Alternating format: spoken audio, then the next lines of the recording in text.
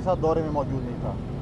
हक तो ये था कि खैबर पख्तूनख्वा और बलूचिस्तान की नुमाइंदगी वहाँ पर होती और हम बताते जो हमारे इशूज़ वो अफ़गानिस्तान के साथ हैं, और साथ साथ सबसे बड़ा इशू उनके अपने सूबाई सदर अमीर मकाम साहब जो कि सफ़रान के मिनिस्टर हैं, क्योंकि इस वक्त अफ़गान रिफ्यूजी का सबसे बड़ा मसला है, तो सफ़रान के मिनिस्टर भी मौजूद नहीं थे। तो लिहाजा इन तीनों नुमाइंदगी के ना होना एक बहुत बड़ा सवाल निशान है। लेकिन आज भी हम अपने वज़ीर ख़ारजा साहब से कहते हैं, डिप्टी वज़ीर आज़म साहब से कहते हैं कि आपने जो बातचीत की उसको कौम को एतमाद में उस पर लें। आपने अफ़गानिस्तान में क्या बातचीत की, क्योंकि माजी में भी लोग अफ़गानिस्तान गए थे और 40,000 मिलिटेंट्स हमारे पास लेकर आए गए थे। आप गए हैं, आप अच्छे मकसद के लिए गए हैं, आप पार्लियामेंट को एतमाद में लें, आप दोनों सूबाई असम्बलियों को एतमाद में लें, हमें बताएं कि हमारे मुतालिक आपने क्या बातें की और वहाँ से क्या चीज़ें आई हैं। तो ये चीज़ें क्योंकि यहाँ पर इंडियन इन्वॉल्वमेंट्स हैं और जो अफ़गानिस्तान से यहाँ पर दहशतगर्दी हुई है उसमें मेजर इन्वॉल्वमेंट इंडिया की है, इसलिए वो इंडिया अपना जो है वो स्कोर पूरा करने के लिए या पाकिस्तान पर इल्ज़ामात लगाने के लिए इस ऊँचे कंडे पे आया हुआ है। जिस तरह उनको कनाडा में नाकामी हुई और बाकी यूएस में नाकामी हुई, इस तरह इसमें भी अगर एक न्यूट्रल जो है अगर कमीशन बनता है तो ये पर आपको 100% से मैं कह सकता हूँ कि इसमें इंडिया की हुकूमत की अपनी इन्वॉल्वमेंट होगी, क्योंकि जो इंडिया का जो वज़ीर आज़म है मोदी, वो मशहूर है बुचर ऑफ गुजरात के नाम से। तो उसने हमेशा अपने मकसद के लिए इंडिया के लोगों की हमेशा कुर्बानी दी है, अपनी हुकूमत के लिए ऐसा की है, लिहाजा हमेशा उनका ये वतीरा रहा है कि उसी किस्म के काम करते रहते हैं। अच्छा कुंडी साहब, ये बता दें कि आप ज़ाती तौर पर किन चैलेंजेस को सबसे बड़ा कहते हैं जो कि पाकिस्तान की इस वक्त सियासत को दरपेश है? दूसरा ये कि इंडिया में कोई छोटा सा मसला भी होता है, इल्ज़ाम पाकिस्तान पर आता है। अभी मुसलसल उनकी जानिब से कहा जा रहा है कि वी वांट रिवेंज, और वो पाकिस्तान की तरफ खुल्लम खुल्ला कह रहे हैं कि ये इल्ज़ाम पाकिस्तान पर है। तो इस हवाले से आप क्या कहते हैं? तमाम मुत्तहिद हो गई है हमारी सियासी हुकूमतें भी। देखिए, जिस सूबे से मेरा ताल्लुक़ है वहाँ की आवाम तो सबसे पहले कुछ नहीं चाहती, अमन चाहती है, क्योंकि इस वक्त जो सूरत हाल खैबर पख्तूनख्वा की है उसकी आवाम जो है इस वक्त जो है वो कहती है कि हमें अमन चाहिए।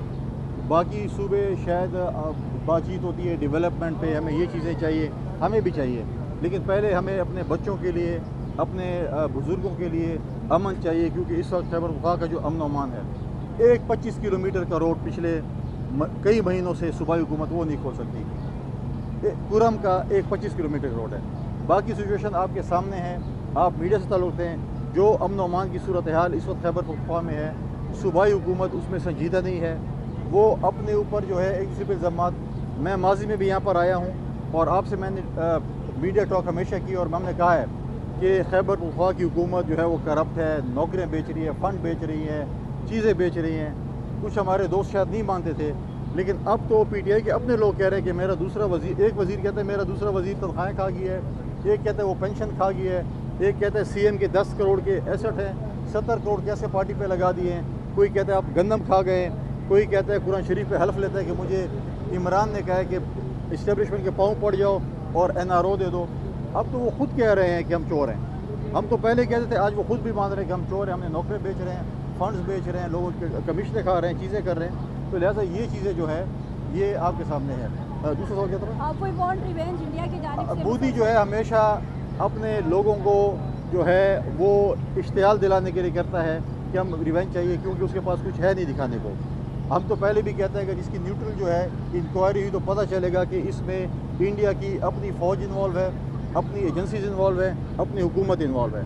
लिहाजा पहले भी आपने कोशिश की, एक पिछले कुछ सालों पहले, और अपने जहाज़ भेजे थे और उसका जवाब पाकिस्तान की मुसल्लह फ़ौज ने, पाकिस्तान की एयरफोर्स ने आपको दिया। आप दोबारा भी ट्राई कर लें, जैसे मुँह होगा वैसी दफ़ा। चाय भूल गया लगता है 2019 वाली। इस दफ़ा चाय नहीं मिलेगी। इस दफ़ा जो है मैं समझता हूँ कि इस दफ़ा वो सहूलत भी उनको मुयसर नहीं होगी। इस दफ़ा उनको जो है अच्छे जो है तरीके से निपटा जाएगा। जो पानी का मुआहदा खत्म करने की बात की है इंडिया के खिलाफ, उसके बारे में बताएंगे किस तरह से? ये एक जो है बचगाना हरकत है, जो ये कहते हैं कि हम ख़त्म कर देंगे। इंटरनेशनल ट्रीटी है, ये कोई इंडिया की ट्रीटी नहीं है। इंटरनेशनल कम्युनिटी के साथ इंशाल्लाह हमारा राब्ता होगा, हम बात करेंगे। इतनी आसान बात नहीं है कि बयान दे दें, ये कोई दुनिया के हुक्मरान नहीं है। हम अपने मुल्क की, अपने पानी की, अपने हर चीज़ की तहफ़्फ़ुज़ जानते हैं और हमें पता है कि हमने किस फोरम पे जंग लड़नी है और अपना पानी कैसे हासिल करना है। ये न भूलें कि पाकिस्तान के जो है अपने हकूक़ की जंग जो है वो हर फोरम पे लड़ना चाहता है। अच्छा सर, आखिर में बता दें कि आपके ماضی میں وزیر اعلیٰ خیبر پختونخوا ان کی جماعت سے ان کے خلاف بڑی آوازیں اٹھ رہی ہیں، آپ کو نظر آ رہا ہے کہ ماضی قریب میں وہ تبدیل ہوتے دکھائی دے رہے ہیں؟ بہت سے وزیر اعلیٰ میرے دوست سے کون سی بات کر رہے ہیں؟ وزیر اعلیٰ خیبر علی امین گنڈا بول فی الحال تو اچھا کام کر رہے ہیں، اچھے بچے ہیں. اسلام آباد سے جو پیغام جاتا ہے، جو ڈیوٹی ان کے ذمہ لگائی جاتی ہے، احسن طریقے سے نبھاتے ہیں.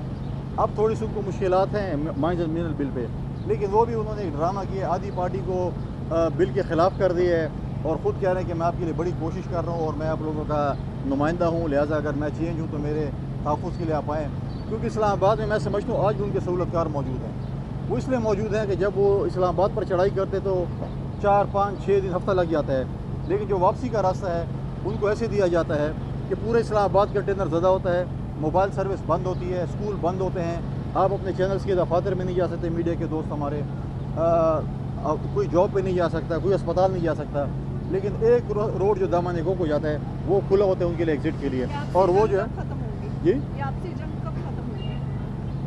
اس کی میرے ساتھ میری تو اس کے ساتھ کوئی جنگ نہیں. اگر میں بولوں کہ کرپشن مت کرو، نوکریاں مت بیچو، اپنے حقوق پہ ڈاکہ مت ڈالو، ارباب نیاز اسٹیڈیم، اب میں یہاں پر پی ایس ایل کا میچ پرسوں دیکھنے آیا، مجھے افسوس ہوا کہ ہماری پشاور زلمی کی بھی ٹیم ہے، ہمارے پاس بھی آدھی ٹیم پاکستان کی، اس میں زیادہ پلیئرز کے پی سے ہیں، لیکن ہم جو ہے وہاں پر پچھلے 15 سال سے وہاں پر کرکٹ نہیں کھلوا سکے، کوئی ٹیم نہیں آ سکی. ایک ارباب نیاز اسٹیڈیم ہے کہ 2017 سے بن رہا ہے، ری فربش ہو رہا ہے اور آج تک نہیں بن سکا. تو میں نے اپنے بھائی محسن نقوی صاحب سے کہا ہے کہ جیسے آپ نے ہمارے سی ایم کو اڈاپٹ کیا ہوا ہے، اس طرح آپ یہ اسٹیڈیم بھی اڈاپٹ کر لیں تاکہ ہفتوں میں یہ بھی بن جائے اور ہم بھی وہاں پر کرکٹ کر سر سکیں. آپ کرپشن کے الزامات تو پیپل پارٹی پہ بھی لگتے رہے ہیں اور اس کے بعد پھر وہ کچھ بھی نہیں ہوتا، عدالتوں سے سزائیں بھی ملی، نیب نے جسٹیفائی بھی کیا، اس کے بعد پھر بھی وہی حرکت. تو یہ اس قسم کے الزامات کیا سب یہ وہ ایک طرح کی لفظی جنگ نہیں ہے؟ صرف الزامات تو میں پہلے لگاتا تھا، اب تو میں نہیں کہہ رہا ہوں نا، پی ٹی آئی والے کہہ رہے ہیں، پی ٹی آئی کے اپنے وزیر کہہ رہے ہیں، اپنے وزیر اعلیٰ کہہ رہا ہے کہ میرا یہ وزیر چور ہے، دوسرا کہہ یہ گندم کھا گیا ہے، ایک قرآن پہ پلیئر ہے کہ اس نے گندم کھا لی ہے، دوسرا کہہ رہی اس نے نوکریاں بیچ دی ہیں. ہم تو کہتے چلو ہم پوزیشن پہ ہیں، اب تو اپنے وزیر کہہ رہے ہیں.